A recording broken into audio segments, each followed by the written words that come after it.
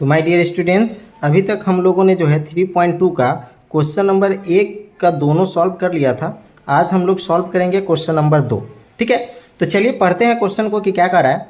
अनुपातों A1 बटा A2। ठीक है, मैंने एक कॉपी में लिख रखा है। देखिए इसमें टोटल 3 प्रश्न हैं, ये तीनों को आज हम लोग हल करेंगे। ठीक है माय डियर, चलिए देखते हैं।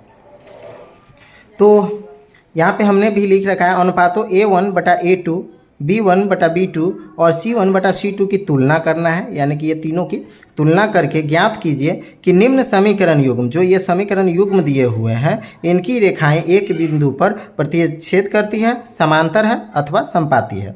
तो माय डियर, इस वीडियो का स्ट्रक्चर मैंने पहले ही बनाकर डाल दिया था। अगर अभी तक आप वो स्ट्रक्चर वीडियोस नहीं देखे हैं तो जा करके देख लीजिए। उसका लिंक डिस्क्रिप्शन में भी दिया हुआ है, आप वहाँ से भी दे सकते हैं, या फिर आप प्लेलिस्ट में जा करके 3.2 लेसन के जो स्ट्रक्चर वीडियोस में पहला अपलोड है उसको आप देख सकते हैं। अगर आप वो अभी तक नहीं देखे हैं तो देख लीजिए, क्योंकि वो इम्पॉर्टेंट है। जब तक आप उससे नहीं समझेंगे आपको क्वेश्चन बनाने में परेशानी होगी। हालांकि मैं कोशिश करूंगा कि इसमें भी थोड़ा बहुत आपको जो है स्ट्रक्चर की तरफ ध्यान आकर्षित करूं। ठीक है माय डियर, तो चलिए हम इसको बनाना सॉल्व करते हैं। पहले मैं एक थोड़ा सा स्ट्रक्चर आपको उस दिन वाला दिखा दूँ। देखिए पेज अभी तक मेरे पास है, ठीक है ना।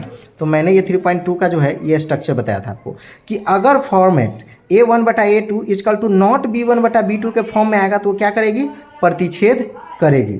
अगर तीनों एक दूसरे के बराबर में होगी तो क्या होगी, समांतर रेखा होगी। अगर दो बराबर होगी और एक बराबर नहीं होगी, यानी कि ये दोनों बराबर है ये बराबर नहीं है, तो ये समांतर रेखाएं होंगी। तो माय डियर, इसी तरीके से जो इसमें 3 प्रश्न दिए गए हुए हैं, इन तीनों प्रश्न को हमको करके देखना है कि ये तीनों एक दूसरे के समांतर है, संपाती है अथवा प्रतिच्छेद करती है।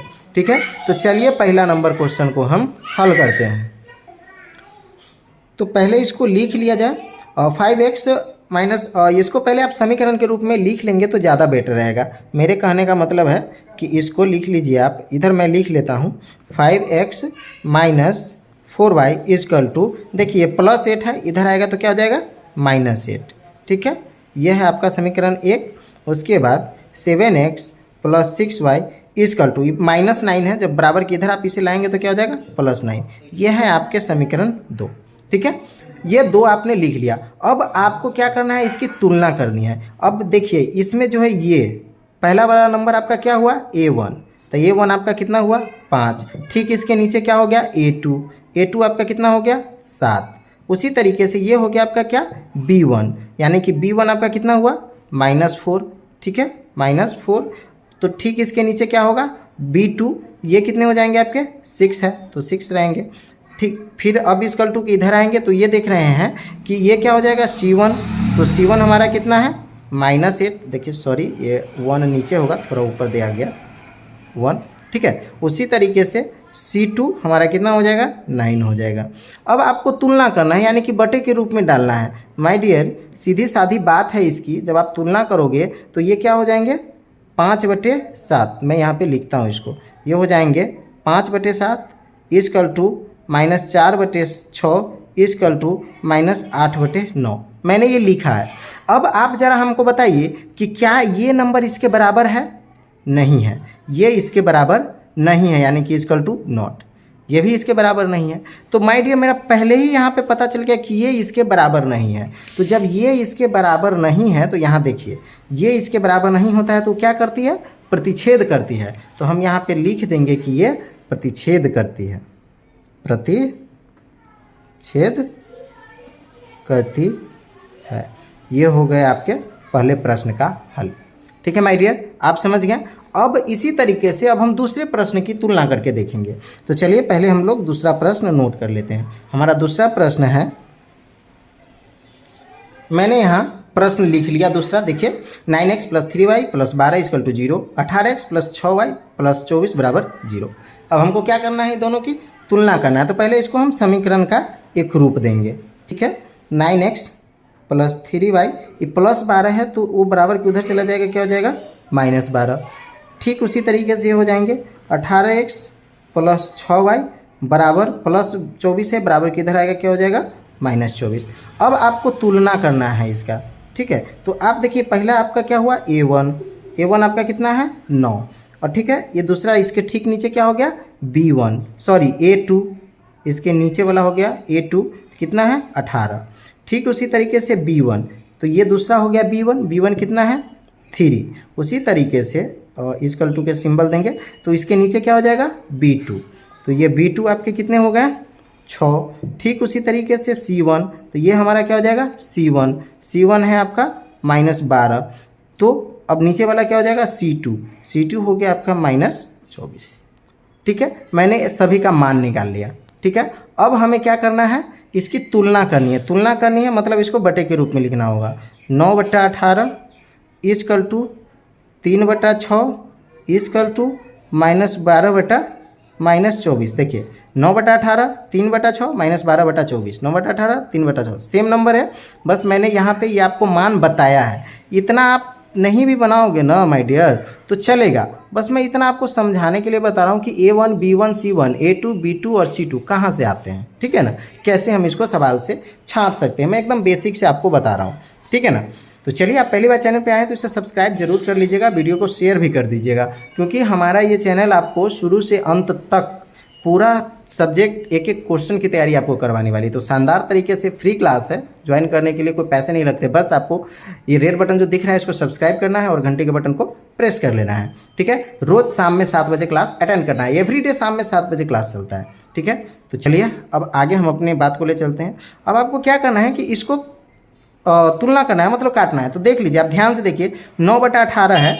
ठीक है, कितना काट रहे हैं 9 एकम 9, 9 दूनी 18, कितना हो गया 1/2। 3 एकम 3, 3 दूनी 6, कितना हो गया 1/2। माइनस से माइनस कैंसिल, 12 एकम 12, 12 दूनी 24, 1/2। तो माय डियर जरा से यहाँ पे ध्यान दीजिए, 1/2 इक्वल टू 1/2 इक्वल टू 1/2।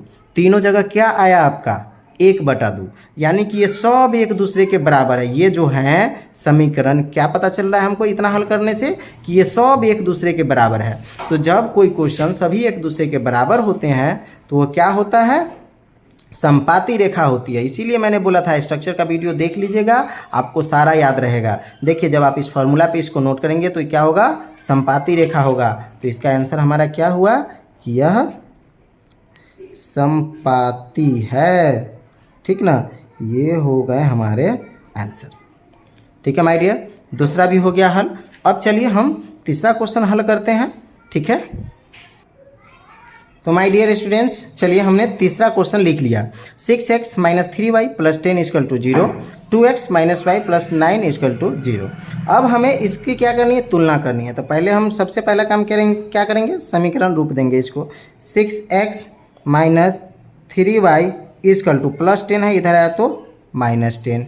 ठीक है, उसी तरीके से 2x - y = +9 है, इधर आया तो -9। ठीक है, हमने क्या किया, इसको समीकरण रूप दे दिया, समीकरण 1 और 2। अब हमको क्या करनी है, इसके साथ इसकी तुलना करनी है। तो तुलना हम साइड में कर लें।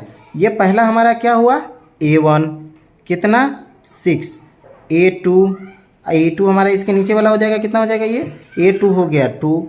ठीक है, फिर B1 है आपका -3, तो -3। B2 आपका देखिए यहाँ पर कोई मान नहीं दिया है तो 1 कुछ नहीं है, मतलब -1। ठीक है, फिर इक्वल टू में ये हो गया हमारा C1। ठीक है, तो C1 हमारा हो गया कितना -10, C2 हमारा कितना हो जाएगा -9। ठीक है, देखिए मैंने सभी का मान निकाल लिया। अब हमें क्या करना है, इसको बस तुलना करनी है। इसकी क्या करनी है, हमें तुलना करनी है। तो चलिए A1/A2 यानी इसकी 6/2। ठीक है, इक्वल टू B1/B2 यानी कि -3/-1 इक्वल टू C1/C2 यानी कि -10/-9।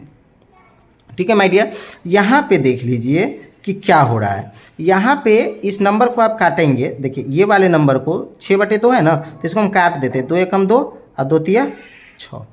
ठीक है, 3/1। अब देखिए एक नया समीकरण यहाँ पे, अब एक कट गया तो भाई लिखना ही पड़ेगा ना, 3/1 इक्वल टू माइनस से माइनस कैंसिल हो गया, बच गया क्या 3/1 इक्वल टू, अब 10 9 तो कटेगा नहीं, तो -10/9।